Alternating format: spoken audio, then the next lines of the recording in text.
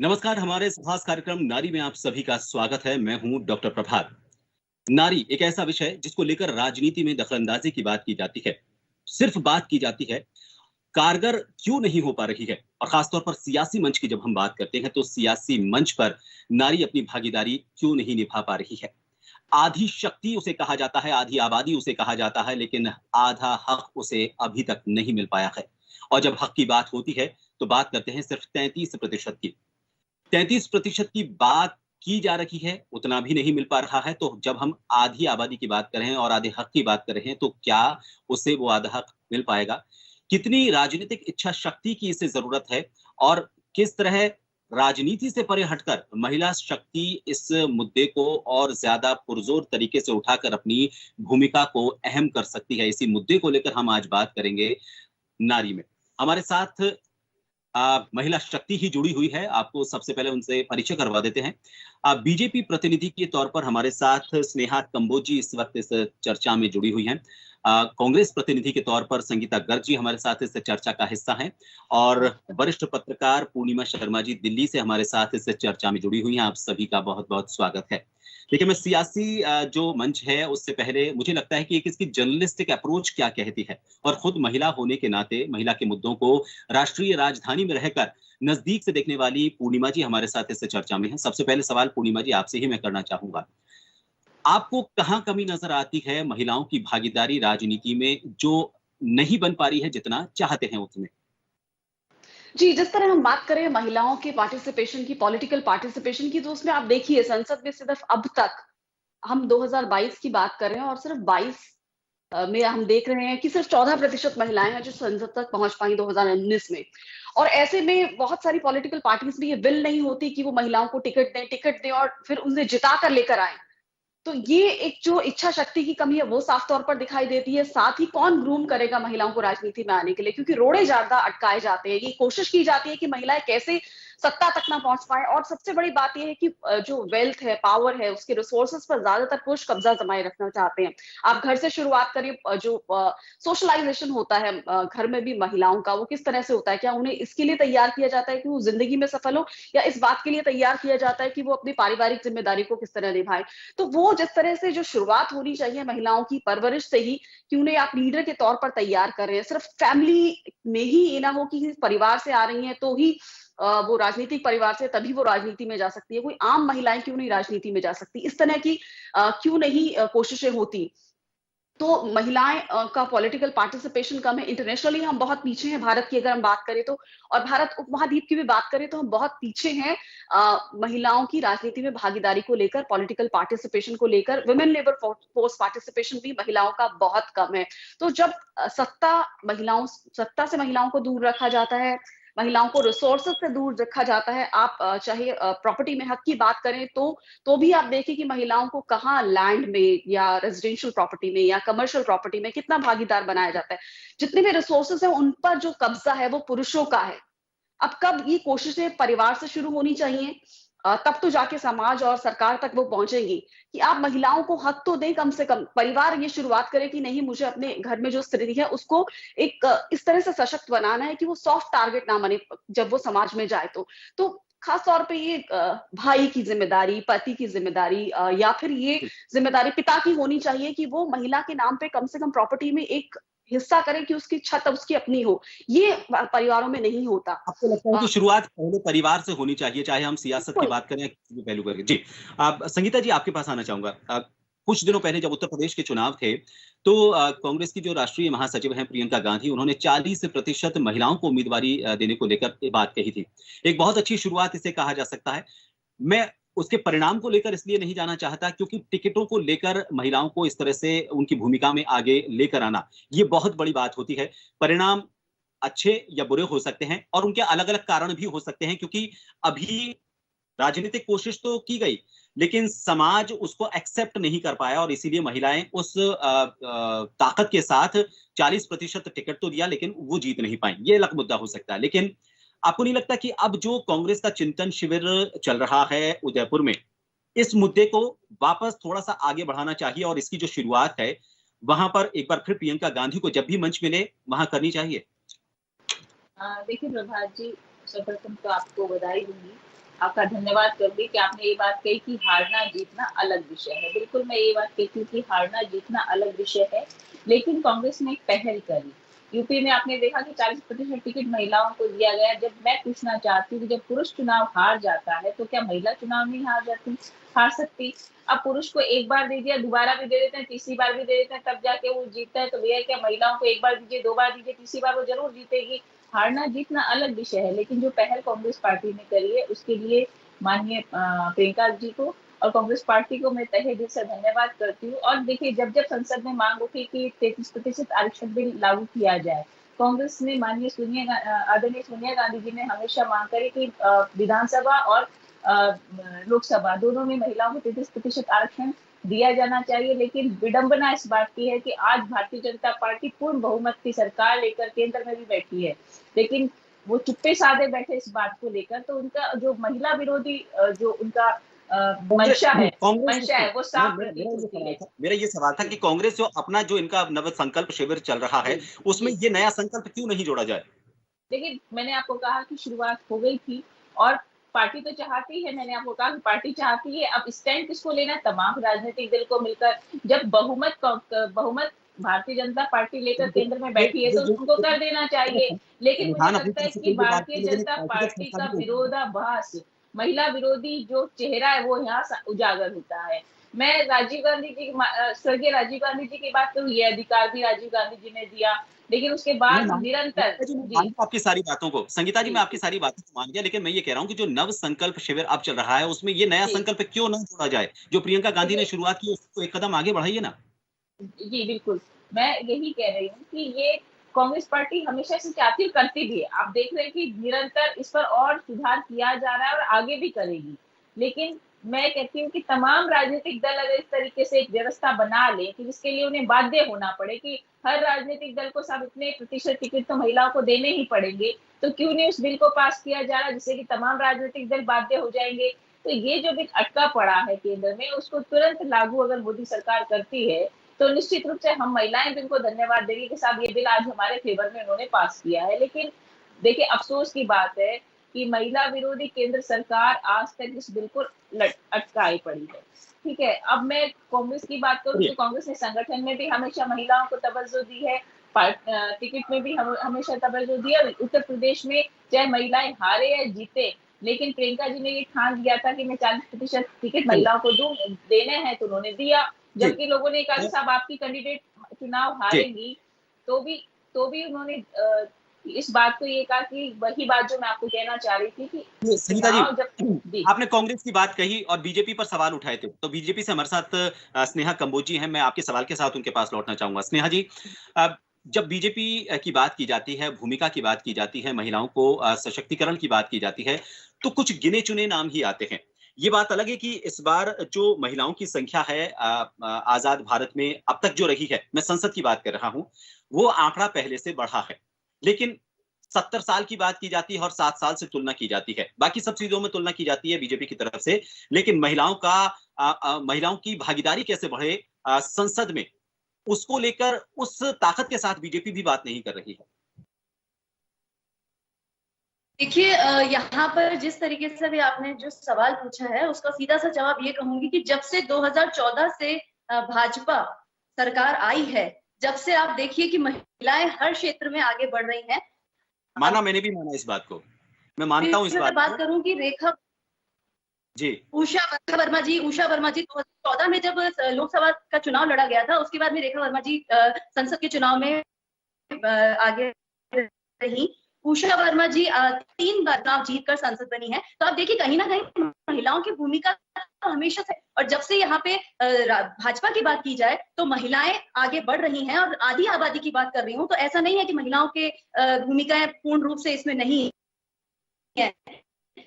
जिस तरीके से अभी ने कहा कि प्रियंका जी ने बात करी कि चर्चा छोड़िए, वो तो ये कहती हैं कि मैं लड़की हूँ, लड़ सकती हूँ। इस आधार पर चलने वाली प्रियंका गांधी जी महिलाओं के बारे में नहीं सोचती हैं। बात करूं, महिला विरोधी सरकार तो कांग्रेस सरकार बन चुकी है। महिलाओं के बारे में सोचना, सरकार ने सोचना ही बंद कर दिया। जहां पास किया उस बिल में कहीं, तो यहाँ पर ये कैसे कह सकती हैं कि महिलाएं भाजपा में सुरक्षित नहीं है, महिलाएं कांग्रेस सरकार में, राजस्थान सरकार में, गहलोत की सरकार में महिलाएं सुरक्षित नहीं है। स्नेहा जी, सुरक्षा की बात नहीं, भागीदारी की हम बात कर रहे हैं। आगे बढ़ रही है। क्या है प्रभात जी, देखिए मुझे लगता है एक तो स्नेहा जी की आवाज। संगीता जी मैं आऊंगा आपके पास, संगीता जी मैं आऊंगा आपके पास, मैं पूर्णिमा जी के पास जाना चाहूंगा। पूर्णिमा जी, ये आपने बात सही कही, जो सोच है ना महिलाओं को लेकर, उसको परिवार से बदलने की जरूरत है। एक छोटा सा उदाहरण देना चाहूंगा। पत्रकारिता में आप हैं लंबे समय से, आपने भी देखा होगा, कोई खबर अगर मान लीजिए कहीं नवजात मिला या कोई भ्रूण मिला, तो उसकी हेडलाइन को हमेशा थोड़ा सा आकर्षक बनाने के लिए कहा जाता है कि माता बनी कुमाता और माँ ने अपनी ममता को किया शर्मसार। ये दिमाग में बहुत अंदर तक घुसा हुआ है कि अगर कोई भी गलत काम होता है तो सीधा महिला को दोषी ठहराया है।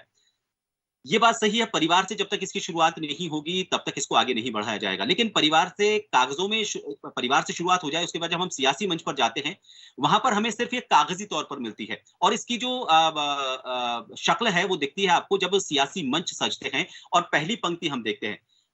मंच की भी बात करें और जो उससे आगे नीचे जो लोग बैठते हैं, उसमें भी जो प्रथम पंक्ति होती है, उसमें भी महिलाओं को जगह नहीं मिल पाती है।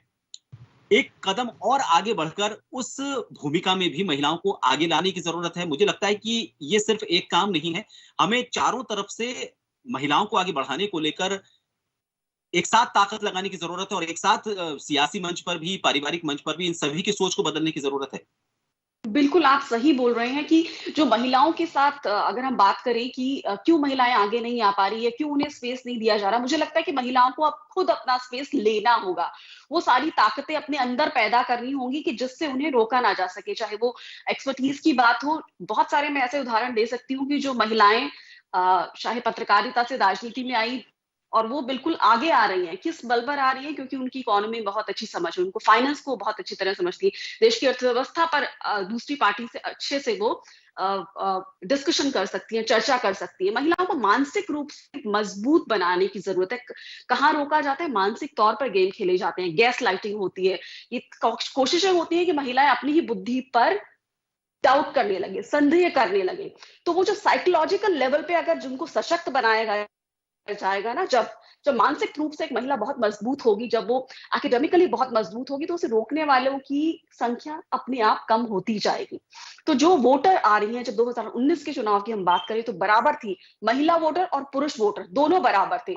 जब वोटर दोनों बराबर चुनकर आ रही हैं, जब वोटिंग करने के लिए दोनों बराबर हैं, पुरुष और महिला, तो फिर संसद तक पहुंचने में क्यों पीछे हैं? तो महिलाओं को एक तो एकेडमिकली, मानसिक तौर पर जो एक पुरुषों के लिए माना जाता है ना, वो मानसिक तौर पर बहुत ही स्ट्रांग होते हैं, सशक्त होते हैं, मजबूत होते हैं। वही मजबूती महिलाओं को मानसिक तौर पर देने की जरूरत है, ताकि वो किसी गैस लाइटिंग का शिकार ना हो। किसी गेम्स जो खेले जाते हैं, चाहे आप देख लीजिए बोर्ड रूम्स में, मीटिंग में चुप कराया जाता है, चाहे पार्टी की मीटिंग्स में हो सकता है, या हो सकता है किसी कॉर्पोरेट मीटिंग में चुप कराया जाता हो, तो वो एक असर्टिवनेस और उन्हें जो स्पेस, पब्लिक स्पेस में महिलाओं की मौजूदगी को एक्सेप्ट नहीं किया जाता। सरपंच बन जाती है, लेकिन उसको पति जो है वो सारे काम देख रहा है, भाई सारे काम देख रहा है, या पिता सारे काम देख रहा है। इस सिस्टम को, इस पूरे एटमॉस्फेयर को कौन बदलेगा? तो उस दिशा में काम होने। जी, आपने बिल्कुल सही सवाल रेस किया है। यही सवाल के साथ मैं इनके पास लौटना चाहूंगा। संगीता जी, जो प्रेस कॉन्फ्रेंस हुई है अभी नवसंकल्प शिविर में, मैं कल की प्रेस कॉन्फ्रेंस को अगर याद करूं, अजय माखन जी बैठे हुए थे और उनके साथ, मुझे जहां तक ध्यान है, सुप्रिया श्रीनेत बैठी हुई थी और हो सकता है कि एक और महिला बैठी हो। अगर हम टोटल पंक्ति में जितने भी लोग बैठे थे उस प्रेस कॉन्फ्रेंस में, जो मीडिया से मुखातिब हो रहे थे, उनमें महिलाओं के प्रतिशत की बात करूं तो वो प्रतिशत 33% भी नहीं आता। आज की प्रेस कॉन्फ्रेंस की अगर हम बात करते हैं तो उसमें भी कुमारी शैलजा, एकमात्र महिला जो प्रवक्ता थी, वो बैठी हुई थी।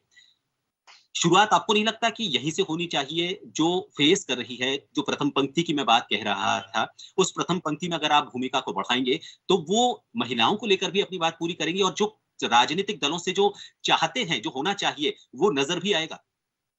देखिए प्रभात जी, आपने फिर इस बात को कहा है कि प्रेस कॉन्फ्रेंस में महिला थी, यानी कि हमारी पार्टी की राष्ट्रीय अध्यक्षा सर्वप्रथम खुद एक महिला है, माननीय सोनिया गांधी जी। प्रधानमंत्री इंदिरा गांधी जी रही, तो हम उस पार्टी के लोग हैं जहां महिलाओं को तवज्जो दी जाती है। ज्यादा सवाल महिला नेत्री होने के, महिला प्रतिनिधि होने के नाते तो महिलाओं के लिए ज्यादा संख्या बढ़ाएं। एक मिनट प्रभात जी, सुनिए ना, मैं कहना ही चाहती कि पार्टी स्वर्गीय राजीव गांधी जी ने ही पंचायत राज चुनाव में लड़ने का अधिकार दिया, वहां पर भी जो ये सारे अधिकार है महिलाओं को आज किस पार्टी ने दिए? कांग्रेस पार्टी ने दिए। हमें तो धन्यवाद करना चाहिए कि कांग्रेस पार्टी ने अधिकार दिया और आज भी लड़ाई लड़ रही है कि संसद में 33% आरक्षण बिल जो पेंडिंग पड़ा है उसको क्यों नहीं पास किया जा रहा, जिससे कि तमाम राजनीतिक दल बाध्य हो जाएंगे। इसके अलावा मैं एक हटकर बात करना चाहती हूँ कि देखिए क्या क्या कहा जाता है कि महिला सशक्तिकरण। अब महिला सशक्तिकरण की बात जब आती है तो लोग उसको सिर्फ आर्थिक सशक्तिकरण से जोड़ देते हैं, जबकि मेरा मानना यह है कि मानसिक सशक्तिकरण, सामाजिक सशक्तिकरण, आर्थिक सशक्तिकरण ये तीनों अलग विषय हैं।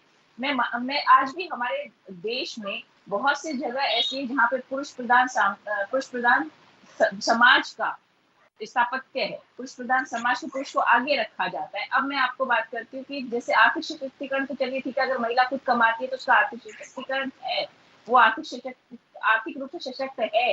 लेकिन मैं जब मानसिक और सामाजिक सशक्तिकरण की बात पर आती हूँ तो समाज में अगर किसी महिला को सम्मान नहीं दिया जाता, वो सम्मान की बात मैं पूनम जी की बात को इसको आगे बढ़ा रही हूँ कि अगर समाज में किसी महिला को सम्मान नहीं दिया जाता, वो शुरुआत कहाँ होती है? परिवार से। अगर परिवार उसको सम्मान नहीं देते तो ना तो वो सामाजिक रूप से सशक्त है और ना मानसिक रूप से। मानसिक रूप से क्यों सशक्त नहीं है? क्योंकि जब उसको बराबर और निरंतर परिवार से लेकर समाज तक में अपमानित किया जाता रहेगा तो क्या वो सामाजिक रूप से सशक्त है? क्या वो मानसिक रूप से सशक्त है?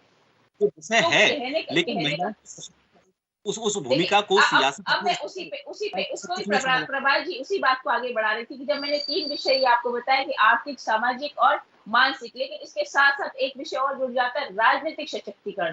क्या महिलाओं का राजनीतिक सशक्तिकरण किस तरीके से होगा? इसके लिए सिर्फ एक पार्टी के चलने से पार नहीं पड़ेगी। तमाम राजनीतिक दल जब इस पर एकजुट होंगे और संसद में अगर ये बिल पास कर दिया जाता है तो तमाम राजनीतिक दल इसके लिए बाध्य होंगे कि इतने प्रतिशत महिलाओं को दिया जाना चाहिए। अब हमारी पार्टी की बात रही तो मैं हमारी पार्टी पे आ जाती हूँ कि जब एक बार शुरुआत हो गई है कि उत्तर प्रदेश से शुरुआत करी और आगे भी मुझे विश्वास है और मैं कह सकती हूँ कि महिलाओं की भागीदारी को बढ़ाया जाएगा, तो निश्चित रूप से हम इस बात पे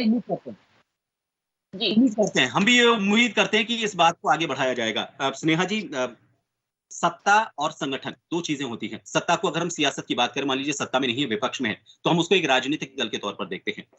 सियासत में हो सकता है बीजेपी अपनी महिलाओं की भूमिका को लेकर उनको ज्यादा अच्छे पद देकर उन्हें संगठन की बात की जाती है, बीजेपी खास तौर पर, तो वहां पर महिलाओं की वो भूमिका नजर नहीं आती। ये कांग्रेस का भी आरोप बार बार रहता है। एक बार मुझे आपकी आवाज नहीं आई, वापस बोलिए। मैं ये पूछना चाह रहा था कि सत्ता और संगठन ये 2 ऐसी भूमिकाएं हैं जिसमें कोई भी राजनीतिक दल महिलाओं की भूमिका को आगे ला सकता है। सियासत या सत्ता की बात करें, जो सीधी पॉलिटिक्स, सीधा जुड़ाव है जिनका, डायरेक्ट पॉलिटिक्स से जिनका जुड़ाव है, वहां तो भूमिका अच्छी आ जाती है। लेकिन जब संगठन की बात की जाती है तो बीजेपी का जो संगठन है वहां पर महिलाएं उस भूमिका में नजर नहीं आ रही। देखिए, संगठन की बात करें और आपने जिस तरह से राजनीतिक क्षेत्र की बात करी है तो महिलाएं आगे हैं। आज मोदी सरकार की बात करूं तो केंद्र में 11 महिलाओं को मंत्री बनाया गया है। तो आप देखिए कहीं ना कहीं महिलाओं की बात मैंने मानी, वहां की बात तो मैं मान रहा हूं, मैं अब संगठन की बात कर रहा हूं। संगठन में महिलाओं को आगे लेकर आते हैं, ऐसा नहीं है कि संगठन महिलाओं को आगे लेकर नहीं आता है। संगठन में महिलाओं की एक बहुत बड़ी भूमिका है और जिस तरीके से महिलाओं के बारे में सबसे ज्यादा सोचा जाता है। आज हम बात करें संगठन की, जिस तरह से आप बात कर रहे हैं, तो संगठन में महिलाओं के एक अलग ही उनको भूमिकाओं में काम दिया जाता है और महिलाएं अपने पूर्ण रूप से अपना एक वर्चस्व कायम कर रही हैं और अपना पूर्ण भूमिका उन काम में उनकी होती है। ऐसा नहीं है कि संगठन महिलाओं को आगे लेकर नहीं आ रहा है, संगठन हर क्षेत्र में महिलाओं को आगे लेकर आता है।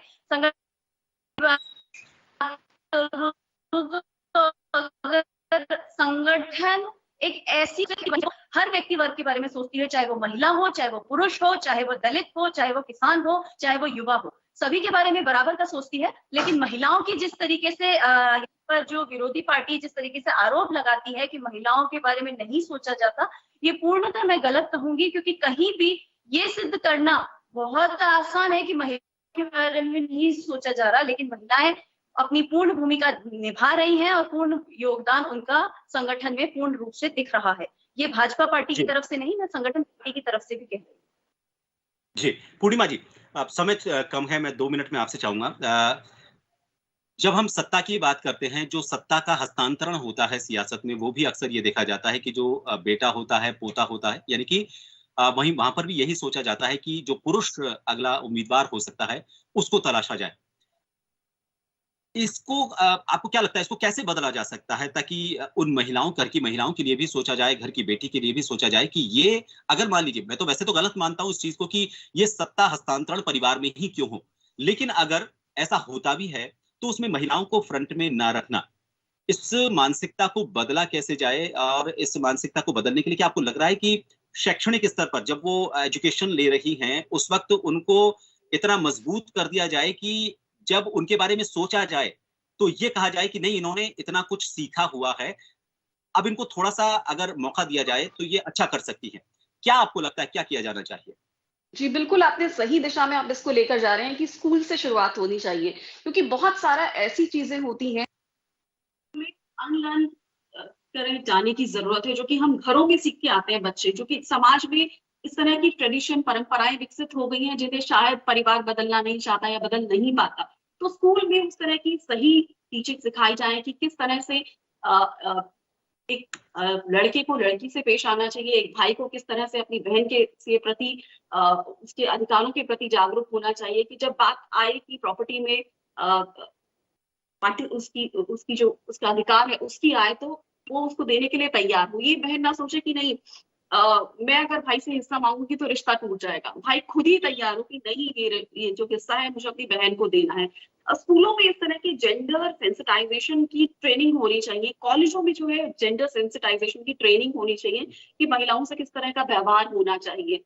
और मुझे लगता है कि इस तरह के जब बदलाव स्कूल के लेवल पर आएंगे, क्योंकि समाज में, परिवारों में तो जब वो बच्चा स्कूल से सीख कर जाएगा कि ये नहीं, मम्मी पापा को जाके ये बताएगा ये सही नहीं, ये सही ज्यादा है, हमें स्कूल में ये बताया गया, क्योंकि स्कूल की बात को बहुत सीरियसली लिया जाता है कि स्कूल में तो मुझे ये बताया गया था। तो इस तरह से जब बदलाव आएंगे तो हो सकता है कि समाज में धीरे धीरे परिवर्तन आए और महिलाओं को भी खुल के आगे आना होगा, शायद अपना हक मांगना होगा, क्योंकि अपने आप तो कोई परिवर्तन आता नहीं समाज में, वो तो आपको अपना हक लेना पड़ता है, तब मिलता है जाके, कोई आपको प्लेट में सजा के नहीं दे।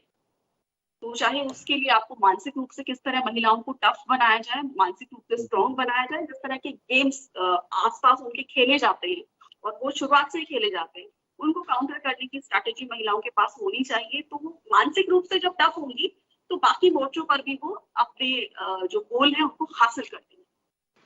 बिल्कुल आपने सही कहा, ये लड़ाई सिर्फ एक तरफा नहीं है, ये हर मोर्चे पर लड़नी होगी, हर कदम पर लड़नी होगी और लंबी लड़ाई है।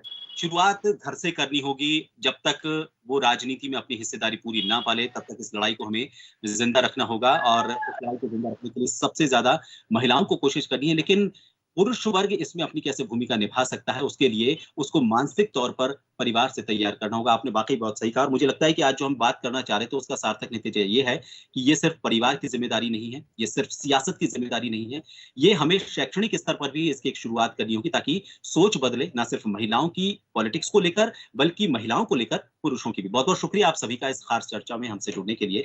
दीजिए इजाजत, नमस्कार। धन्यवाद।